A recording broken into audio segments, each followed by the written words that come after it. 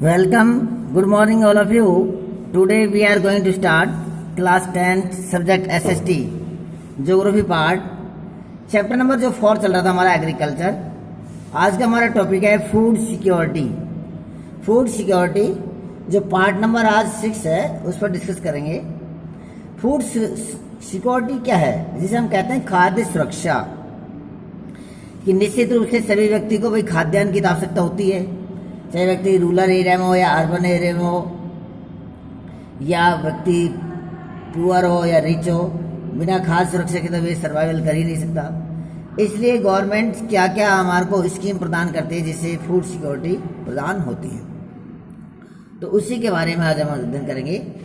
You know that the food is a basic needs है, and every citizen of the country should have access to the food which the provides minimum nutrient level, यानी हर व्यक्ति को भोजन की आवश्यकता होता है जो न्यूनतम पोषण तत्व की मात्रा उसको चाहिए भोजन में।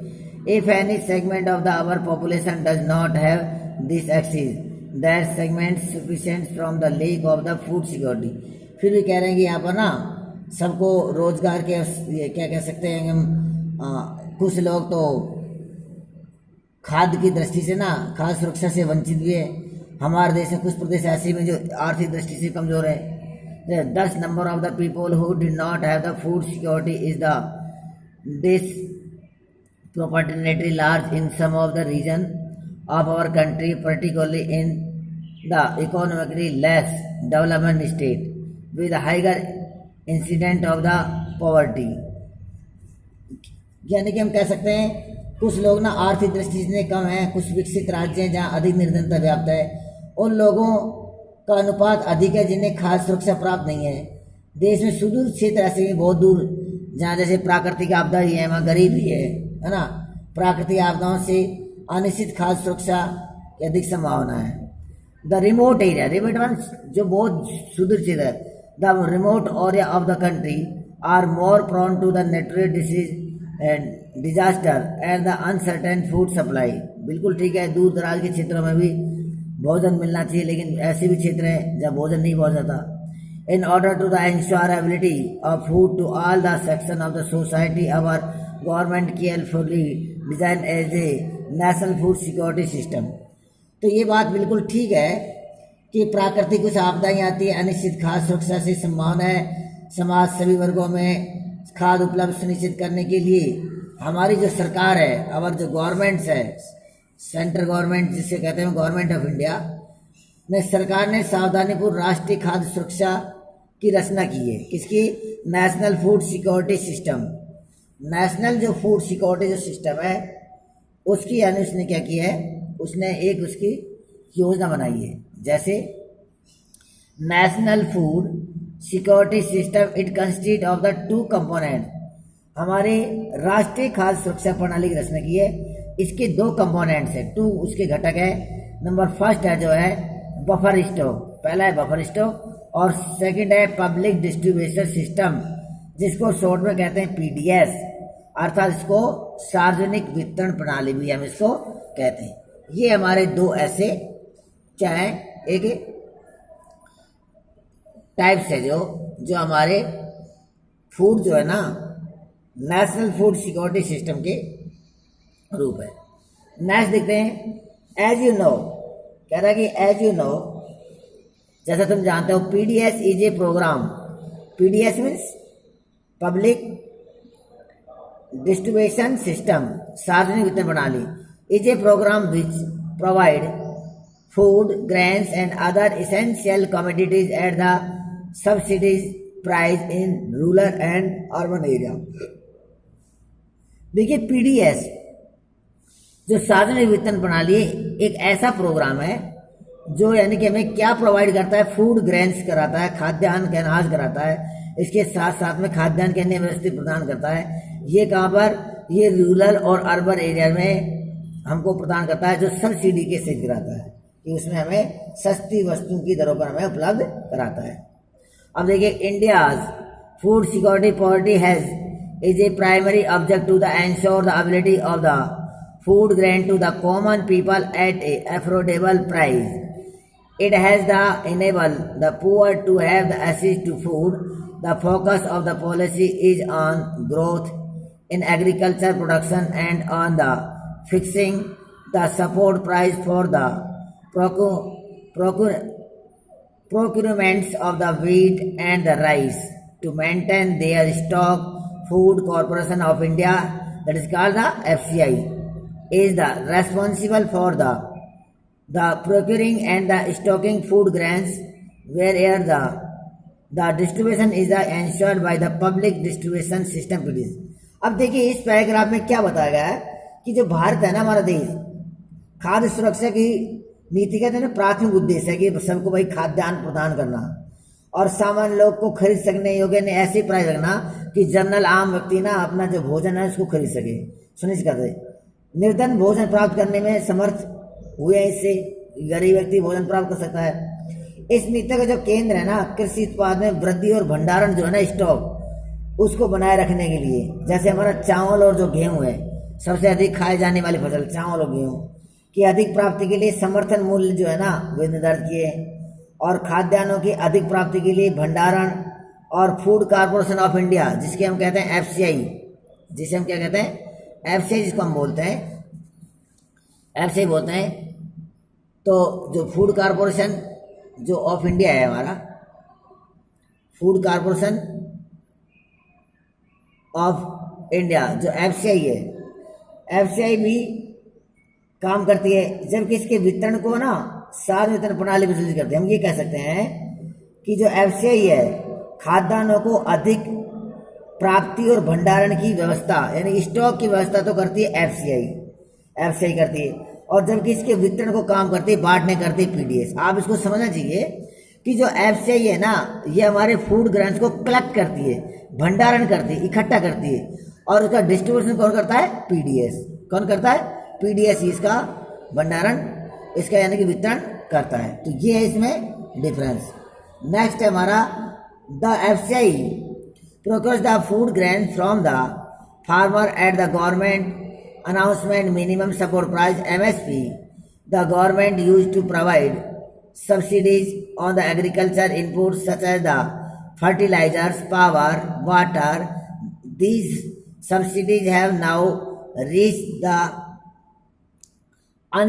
unsustainable level and have also led to large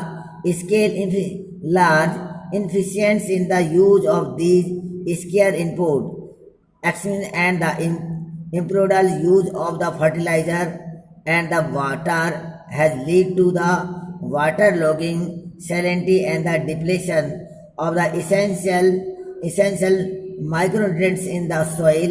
The high MSP subsidies in the input and the commodities FCI purchase have distorted the cropping pattern.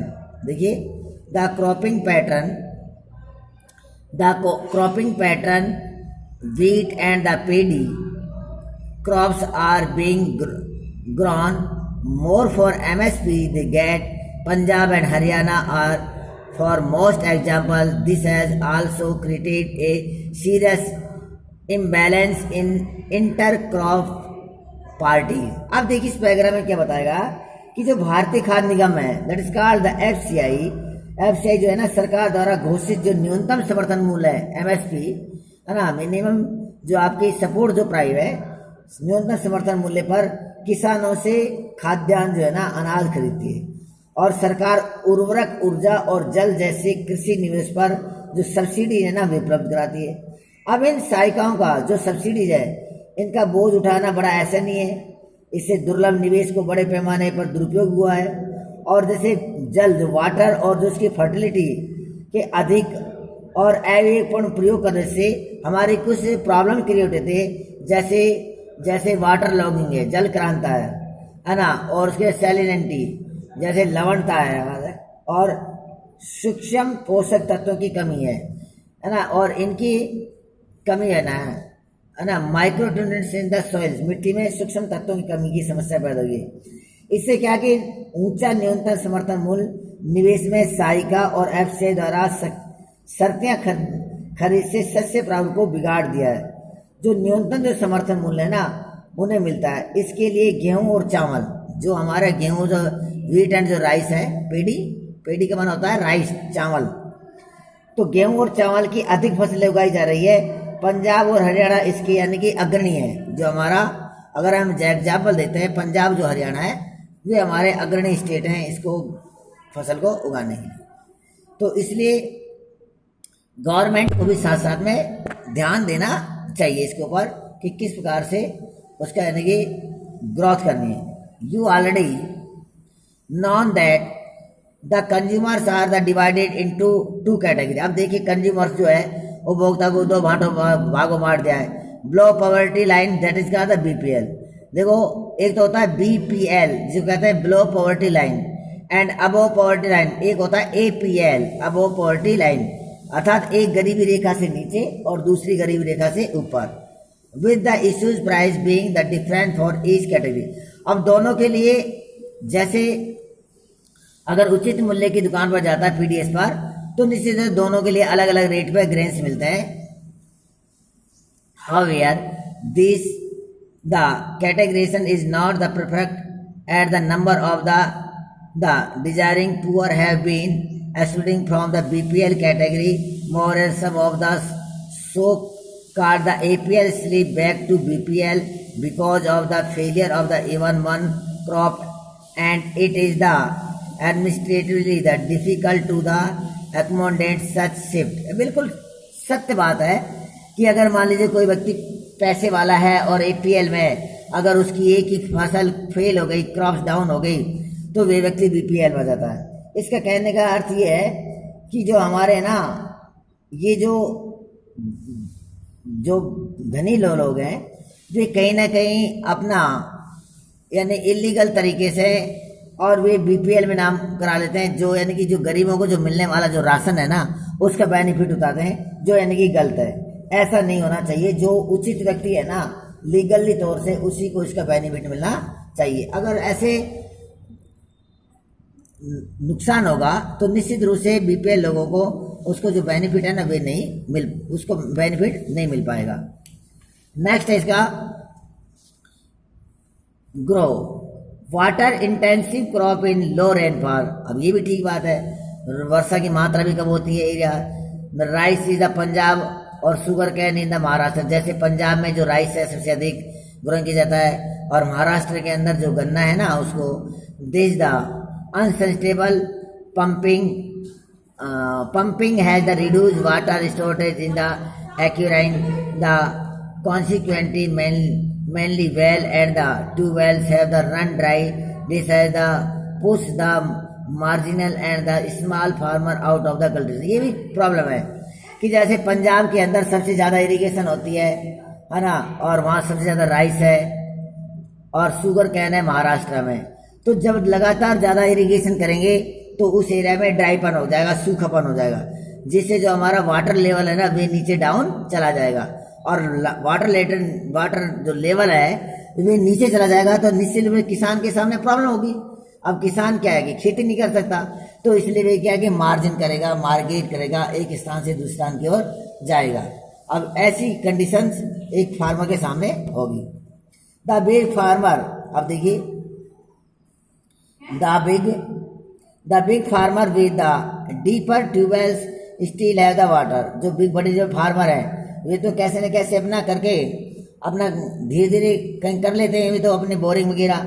But many other face of water crisis, लेकिन अन्य लोगों के वाटरों की क्या है संकट है, crisis संकट है, क्राइज है। Inadequate storage and the marketing facing also, और उसको मार्केटिंग का भी फेस करना होता है। Act as the disincentive to the farmer, thus the farmer are badly affected by the uncertainty of the population and the market.